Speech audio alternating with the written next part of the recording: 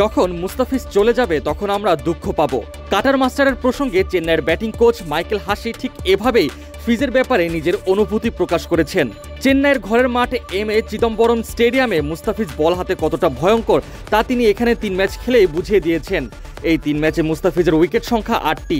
চেন্নাইয়ের এমন এক তুরুপের তাস অর্থাৎ মুস্তাফিজ আর অল্প কিছুদিন পর দলের সাথে খেলতে পারবে না বলে বেশ আফসোস করছেন চেন্নাইয়ের ব্যাটিং কোচ মাইকেল হাসি।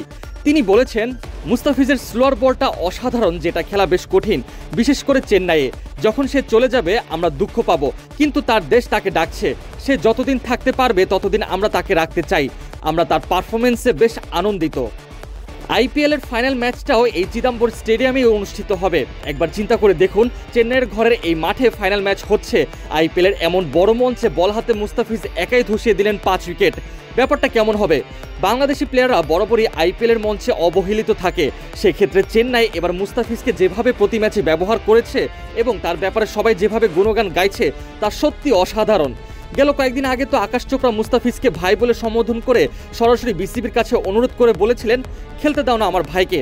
এছাড়া Harsha Bhogle, Adam Gilchrist, Michael ভনরা তো প্রতিনিয়ত ক্রিকেট বিশ্লেষক অনুষ্ঠানে মুস্তাফিজকে নিয়ে প্রশংসা করেই যাচ্ছেন।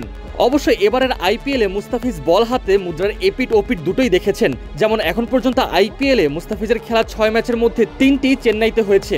এই 3 ম্যাচে ফিজের উইকেট সংখ্যা 8টি। প্রথম ম্যাচে রয়্যাল চ্যালেঞ্জার্স বেঙ্গালুরুর বিপক্ষে 4 ওভার বল করে 29 রান দিয়ে নেন 4 উইকেট, হন ম্যাচ সেরা। পরের ম্যাচে গুজরাট টাইটান্সের বিপক্ষে একাই মাঠে 30 রান খরচায় পান 2 উইকেট।